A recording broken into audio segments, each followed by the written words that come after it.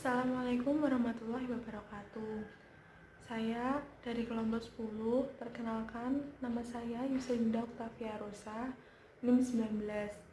Saya akan memperkenalkan anggota-anggota saya. Yang pertama yaitu Henina, yang kedua Novarina, dan yang ketiga Nur Anggraini. Saya bersama kelompok saya akan mempresentasikan mengenai faktor individu dalam organisasi. Di sini saya akan memberikan materi yaitu mengenai pengertian individu, pengertian organisasi, serta konsep yang mendasari faktor individu. Yang pertama, pengertian dari individu.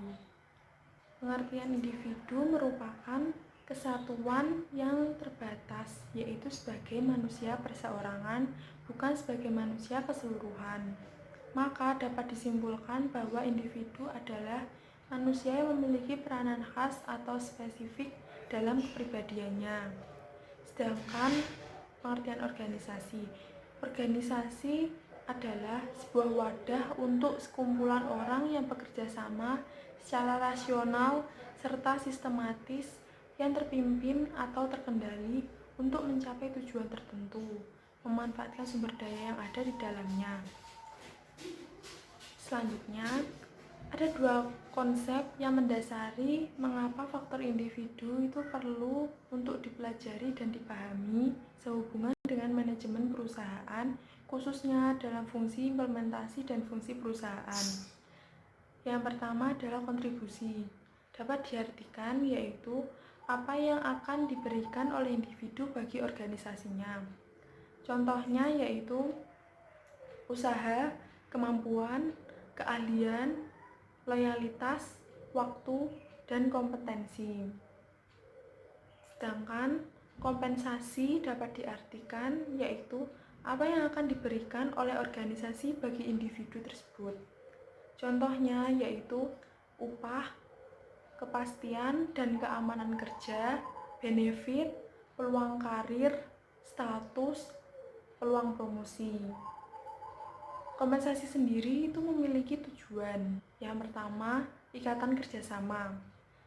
Dengan pemberian kompensasi, terjalinlah ikatan kerjasama yang formal antara bos atau majikan dengan karyawannya.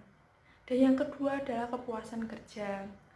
Karyawan dapat memenuhi kebutuhan-kebutuhan dengan pemberian kompensasi. Yang ketiga adalah pengadaan efektif. Jika program kompensasi ditetapkan cukup besar, maka pengadaan karyawan yang qualified untuk perusahaan lebih mudah. Yang keempat adalah motivasi. Jika balas jasa yang diberikan cukup besar, manajer akan lebih mudah memotivasi karyawannya atau bawahannya. Yang kelima adalah stabilitas karyawan. Dengan program kompensasi atas prinsip adil dan layak serta eksternal konsistensinya yang kompetitif, maka stabilitas karyawannya lebih terjamin karena turnover yang relatif kecil. Yang keenam adalah disiplin. Dengan pemberian balas jasa yang cukup besar, maka disiplin karyawan akan semakin membaik. Materi selanjutnya akan dibacakan oleh Henina. Assalamualaikum warahmatullahi wabarakatuh. Nama saya Henina, saya NIM 18.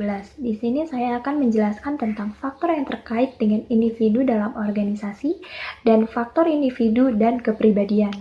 Yang pertama ada faktor terkait individu dalam organisasi. Ada 3 faktor lain yang perlu kita pahami lebih lanjut mengenai faktor individu dalam organisasi.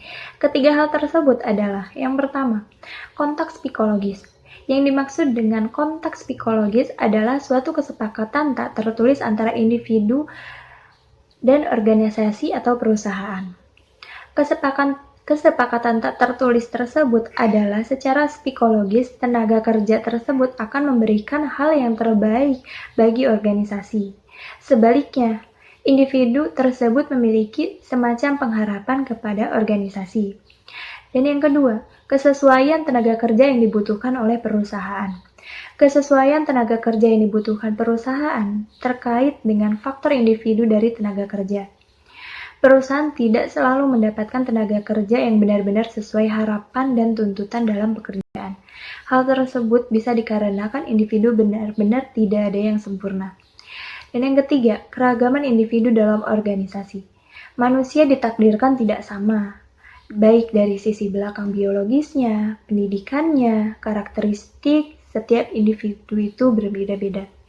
Oleh karena itu, perusahaan perlu memahami keragaman ini secara lebih terbuka dan memahaminya sebagai dinamika yang terdapat dalam organisasi manapun. Dan yang kedua, ada faktor individu dan kepribadian. Kepribadian atau personality pada dasarnya merupakan karakteristik psikologi dan perilaku dari individu yang sifatnya permanen, yang membedakan satu individu dengan individu lainnya. Sedangkan perilaku merupakan bentuk perwujudan tingkah laku dari individu yang ditentukan oleh kepribadiannya masing-masing. Di antara pemahaman yang harus diketahui para manajer adalah apa yang dinamakan dengan model 5 dimensi mengenai kepribadian, atau the Big Five of Personality, sebagaimana yang dikemukakan oleh Griffin pada tahun 2000. Kelima jenis perilaku itu adalah: yang pertama, agreeableness atau tingkat persetujuan, yaitu tingkat kemampuan individu dalam berinteraksi dan bekerja dengan orang lain. Dan yang kedua ada conscientiousness, tingkat kesadaran dan keseriusan, yaitu keseriusan individu terhadap rencana pencapaian tujuan dari organisasi. Yang ketiga ada negative emoticon atau tingkat emosi negatif, yaitu tingkat emosi negatif yang merujuk kepada ketidakstabilan emosi yang dimiliki oleh individu dalam pekerjaan. Dan yang keempat ada extroversion atau tingkat keleluasaan dan kenyamanan, yaitu perilaku yang merujuk kepada kemampuan individu untuk merasa nyaman dan leluasa bagi orang lain untuk berinteraksi dengannya. Dan yang terakhir, openness atau tingkat keterbukaan, yaitu tingkat keterbukaan merujuk kepada perilaku individu untuk bersikap terbuka terhadap orang lain. Dan materi selanjutnya akan dilanjutkan oleh Novarina. Di sini saya akan menjelaskan tentang beberapa perilaku lain dari individu. Yang pertama adalah locus of control. Perilaku ini merujuk kepada sebuah keyakinan yang dimiliki individu mengenai hasil yang mereka peroleh merupakan akibat dari apa yang mereka lakukan. 2. Self-efficacy. Perilaku ini merujuk kepada kepercayaan diri individu untuk melakukan sesuatu. 3. Authoritarianism. Perilaku ini merujuk kepada keyakinan individu akan peran tingkatan hierarki dalam sebuah organisasi dengan kekuasaan organisasi. Yang keempat, Machiavellism. Ini merujuk kepada perilaku untuk merekayasa perilaku orang lain selama rekayasa perilaku tersebut akan membantu kita dalam mencapai tujuan. Yang kelima, self-esteem. Perilaku ini merujuk kepada keyakinan dari seseorang atau individu bahwa dirinya layak mendapatkan penghargaan.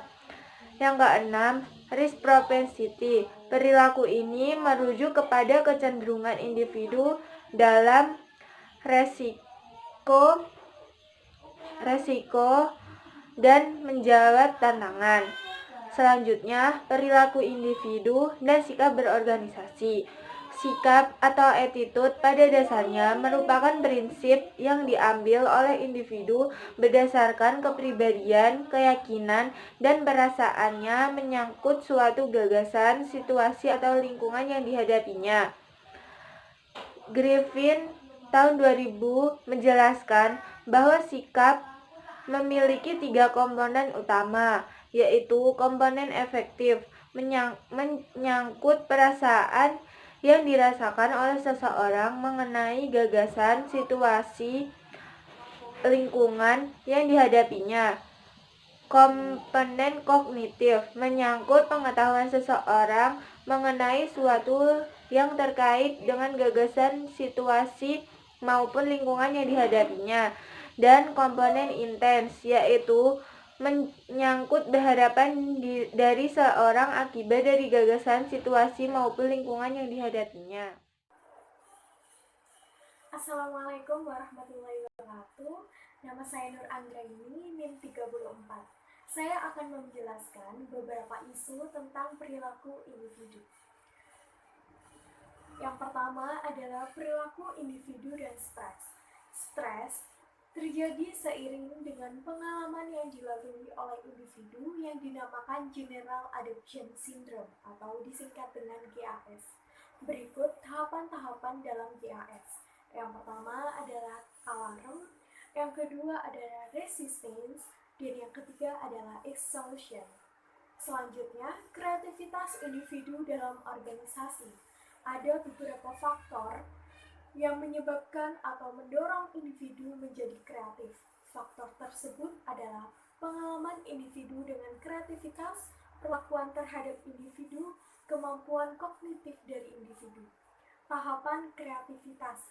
Yang pertama adalah tahap persiapan, tahap inkubasi, tahap penemuan gagasan, dan tahap pengujian. Selanjutnya adalah studi kasus. Sebuah organisasi yang sedang meredup aktivitasnya atau pamornya dikarenakan pemimpin organisasi tersebut kurang berkompeten, tapi ada seseorang yang mampu untuk menghidupkan kembali organisasi itu, padahal dia hanya seorang anggota. Dia membuat organisasi tersebut menjadi sebuah organisasi yang hebat. Menurut Anda, apakah peran individu dalam sebuah organisasi juga sama pentingnya dengan pemimpinnya? Terima kasih. Wassalamualaikum warahmatullahi wabarakatuh.